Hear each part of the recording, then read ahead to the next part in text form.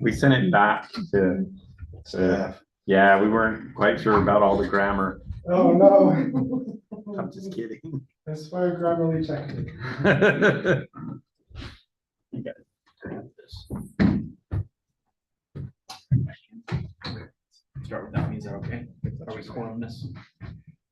Before we start really fast, Milani with Bank of America, can you hear us all right?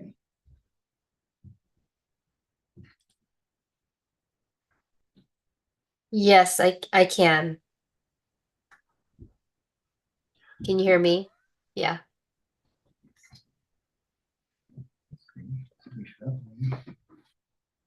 And can you unmute yourself and try to speak? Yeah, I'm speaking. That's not working. Hold on just a minute.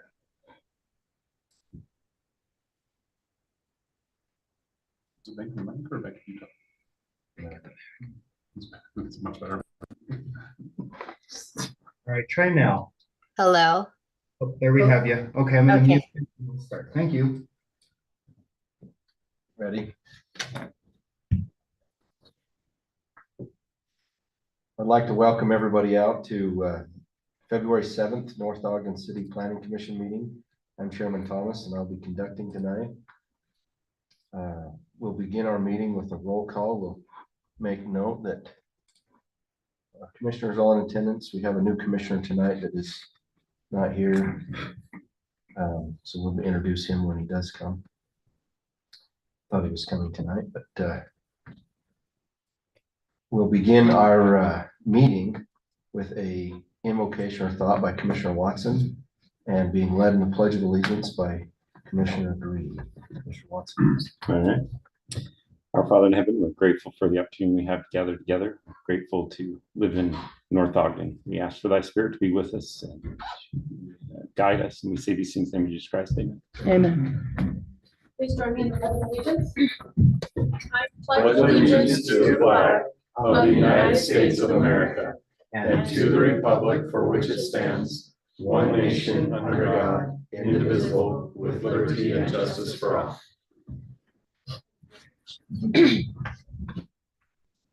All right, our consent agenda, as noted, our commissioners are here. Commissioner Bailey, our new one. When he comes, we'll introduce him. Minutes consideration and action to approve the November 15th and December 6th Planning Commission meeting minutes. Is there any comments or corrections on those minutes?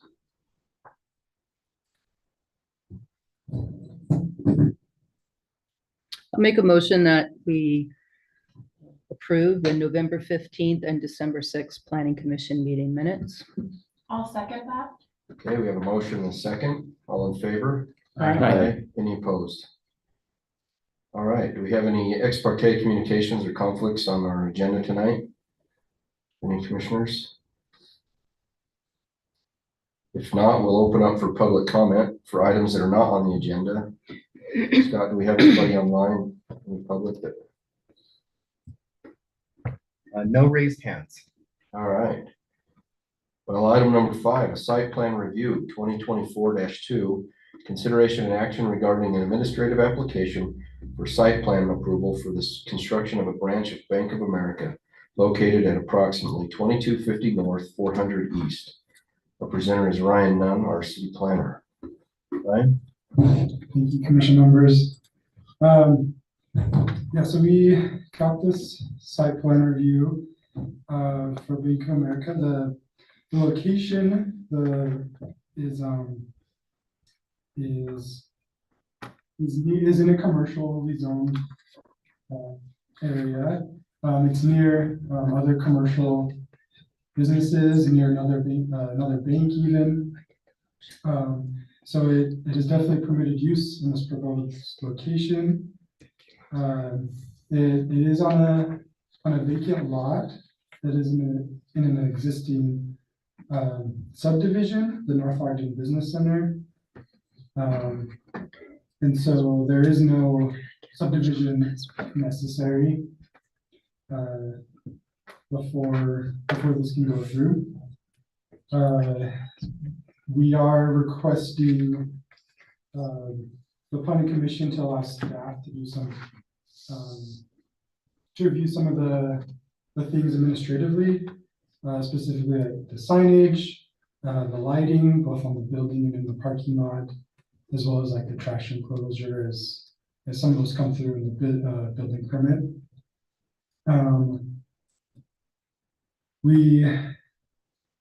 Let's see, the proposed parking they actually are providing more than what our code requires. And then as well, their streetscape, they met most of our standards. There was just a few things that needed updated. We did get our city engineer's comments, and so once we get an updated plan of landscaping, we expect to approve that also administratively by staff. And yeah, this meets our general plan. This area is zoned for this type of use, and so we do approve or recommend approval based on some of those conditions stated in the staff report on some of those updates. Yeah, go. Okay, I can take any questions you guys have. If it's time. you have questions, or you want to hear the applicant first? I do have a question. You want me to hear that one first? No, you. Yeah, I do. So I'm struggling to understand what impact this has on the vacant lot that's to the east. I'm gonna want to just make sure we're not landlocking them in, and how access to that lot is going to be based on the drawing I see. I'm not seeing it. So can you walk me through that? Yeah, of course. So we have had Scott and I participated in a meeting with the representative on the Zoom call and with UDOT. So there is currently an access off of Washington, and they'll actually help kind of finish that encroach, or yeah, they'll help finish that access and actually widen the road that's there. So it'll actually improve the access onto that east lot by widening the asphalt and the road that is. Will be between this bank and Zions Bank. Yep, It'll be a full, right now Zions just has half access built. This lot finishes it, so then it goes straight through like back This to area here? Domino's. Yeah, Commissioner Mason, it's on the screen for you. Okay. So that rear parcel is actually all a single parcel. So they also have direct access Oh. from 2300 north to the south. So there's no landlocked bit Okay. here. As Chairman Thomas was saying, the drive aisle access kind of splits 2284 and where the new proposal is here at 2250, right down the line as well. Any other questions? At this time, we'll give the applicant an opportunity to address us if they would like. Sorry, I didn't hear online, I didn't catch your name, but if you'd state your name and information, we'd love to hear from you. Hi there. Yes, my name is Mailani Ventimiglia. I'm with Interior Architects, and I'm physically located in the West Coast in San Francisco area. Yeah, what you see is just the application that we're providing for the bank to install this financial center. And yeah, I don't know if there's anything in particular you want me to go through. We did have a question on whether or not a trash enclosure could be eliminated because the bank typically has a janitorial service that will come weekly to remove all the trash that's generated by the break room in the restrooms, but all other documents would be shredded and would be taken away by a third party shredding company. So we feel the need for the trash enclosure is preferable that we don't have it because we don't want to invite others to possibly use it when we're not gonna I guess fill it. But funny that you said possibly. I mean, Oh, likely. what was that? What was that? That's a very likely scenario.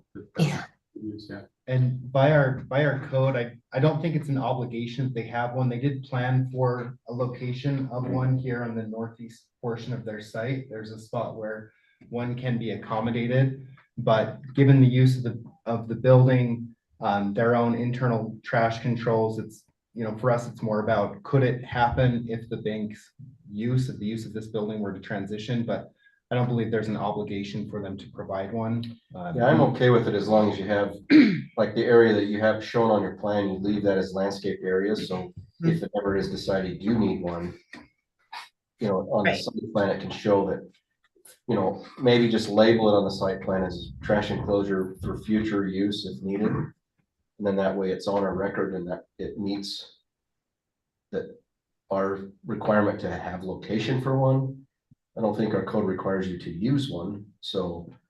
And then I guess my question for you, are you good with, staff is recommending approval with their ability, asking for their authority to approve your site lighting, finalize this trash enclosure issue and your signage on the building? Are you okay with staff having that approval authority, so you don't have to come back to us? Or the requirements of the staff report, I should say. I know that the bank has some standards for lighting, so I'm not sure. What our lighting is really kind of a dark sky policy. You don't light onto the neighbors and things like that. It's nothing that's super strict. that Okay, You wouldn't be able to meet. It's just, it's required to be on your plans, and what's not on this plan, and staff will approve that at building permit stage rather than us. okay, Just as you're aware, then there may be a little back and forth you have to do at that stage with staff to get the final things for your building permit versus coming back to us. got it.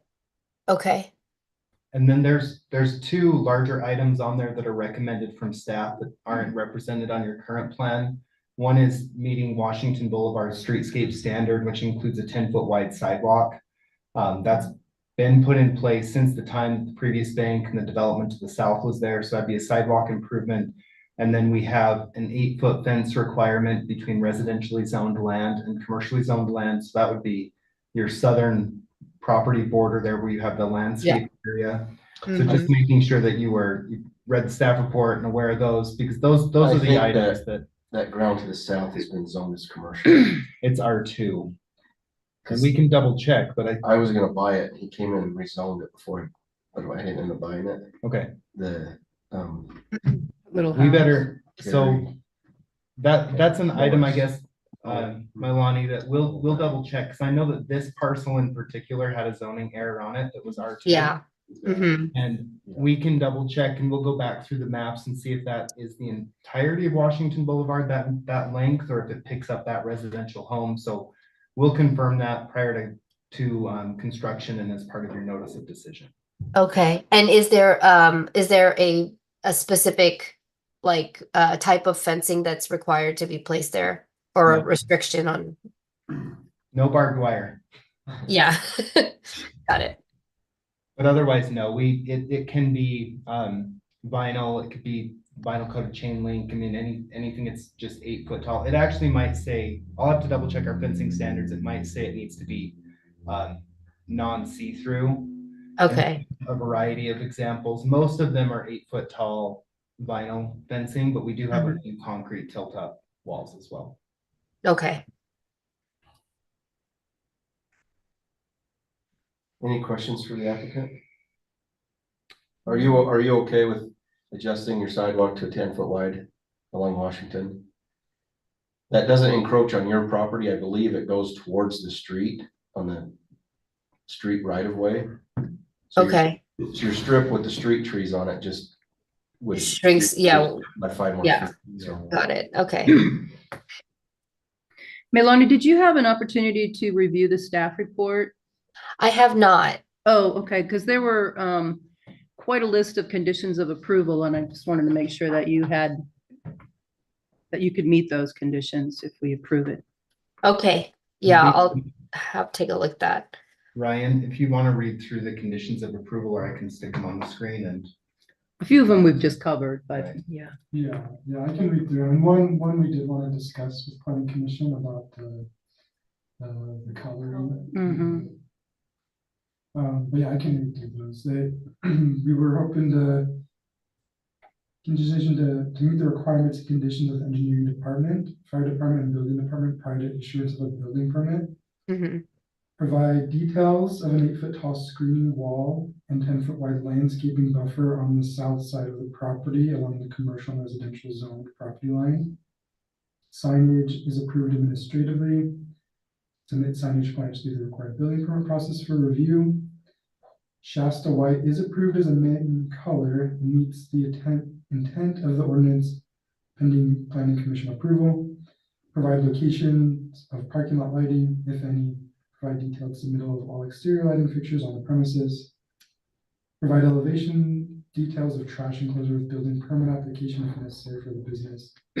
Provide updated landscaping and meet the public works standards for streetscape requirements, including the 10-foot wide sidewalk along Washington Boulevard. The determination of these conditions are met will be approved by staff through an administrative review of submitted documents before a building permit can be issued. Okay.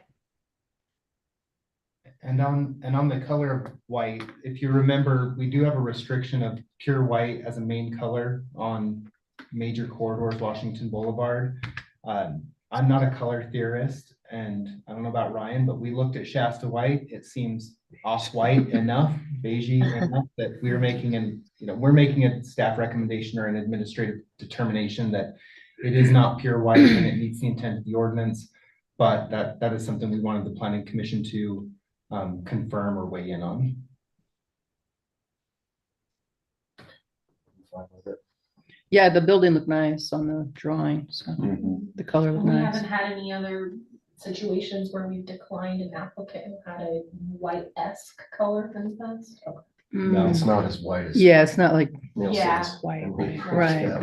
Yeah. Yeah, there's a certain applicant, different type of financial institution that's typically bright white. They come in, they occupy existing homes, buildings, whatever they can find, and then they paint them white. And that one was denied, and they ultimately ended up not coming into the city. But that's been a provision that, predates me, and I think predates my predecessor as well. But this one almost does look like a faint yellow, honestly. at least Beige. how it's depicted here. Any other questions for the applicant? How about discussion? Any other?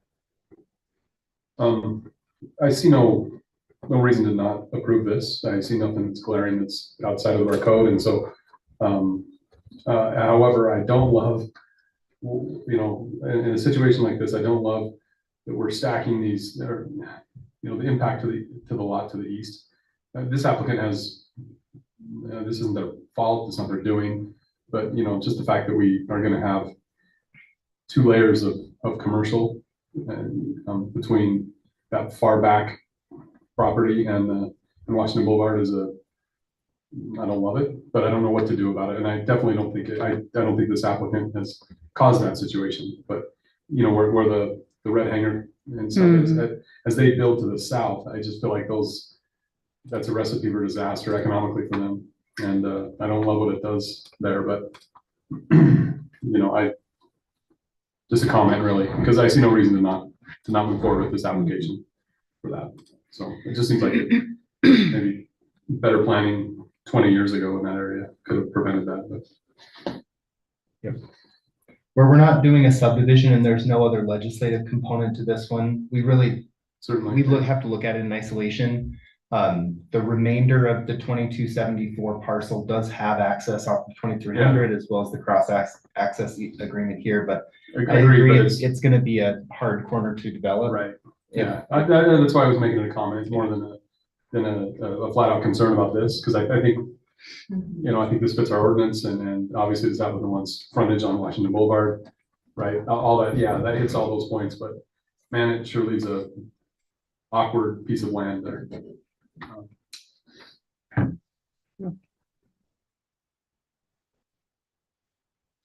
Thank you.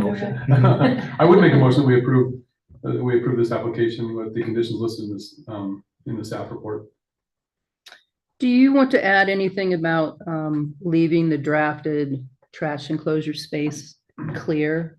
So, Certainly. Among the future- conditions, in addition to the conditions listed on the staff report, I'd like to put in there that the trash enclosure be listed on the plat, or am I saying that right? No, On the Site plan. site plan, thank you, as dedicated to trash enclosure, but the applicant be allowed to put landscaping and not a physical trash enclosure there. What about a requirement if it is deemed a residential to the south? You don't want an 8-foot Yeah. fence coming all the way to Washington. no, We it- talked our, about our, that when we our did that fencing one standard lot. would require it to drop down to, 3.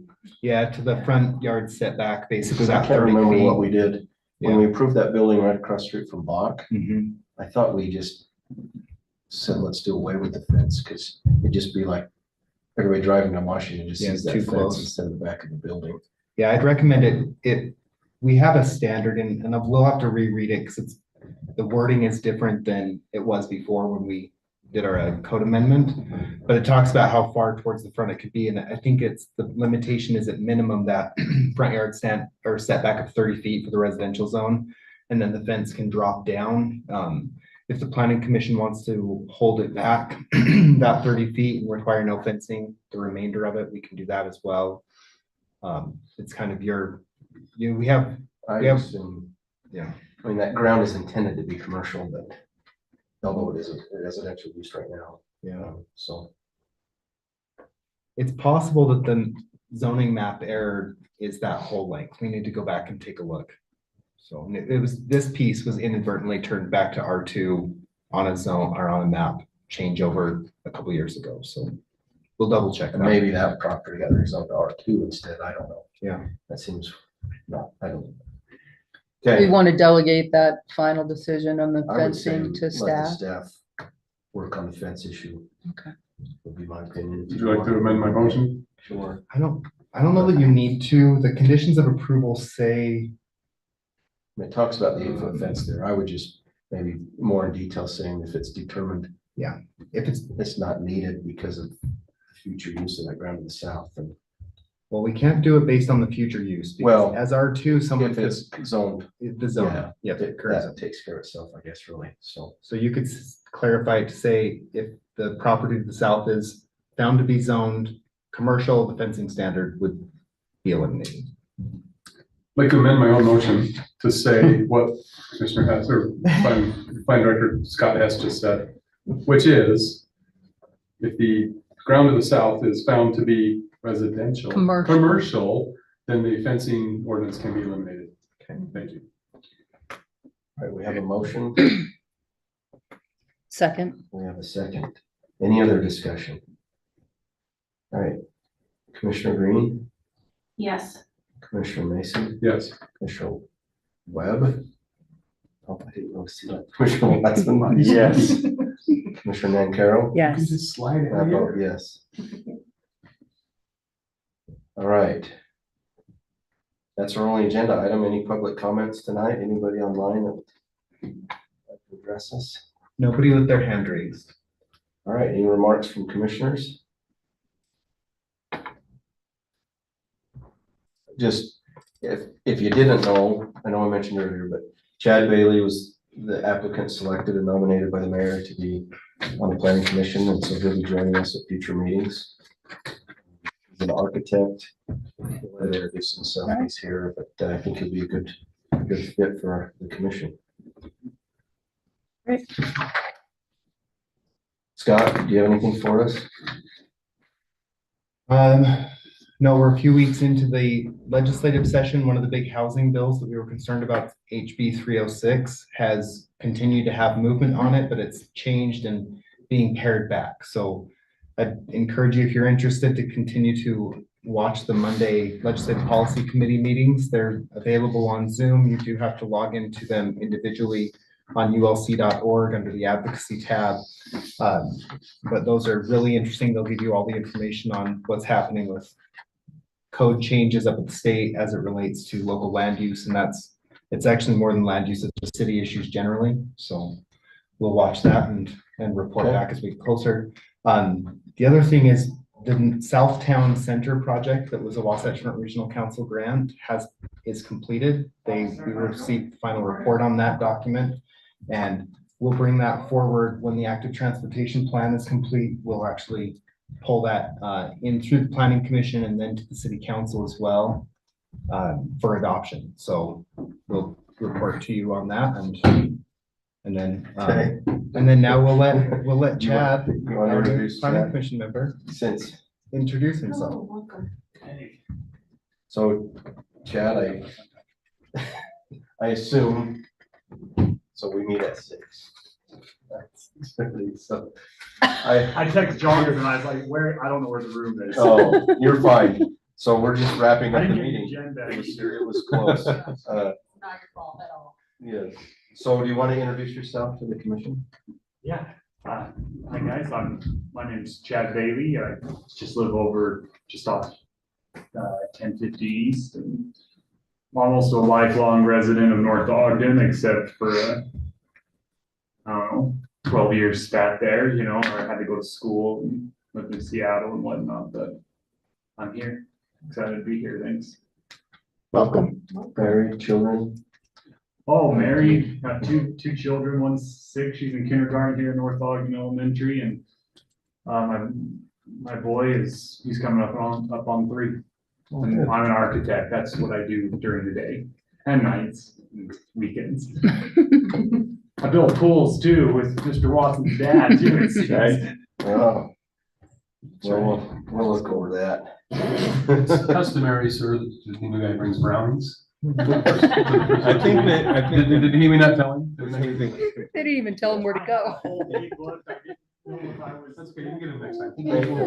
I didn't know if today was my first day or the next time, and then I luckily bumped into Eric yesterday, and so I was able to, you know, confirm and make it work, but I'll be more prompt and I Well, Chad, apologize for the Thank you. tardiness.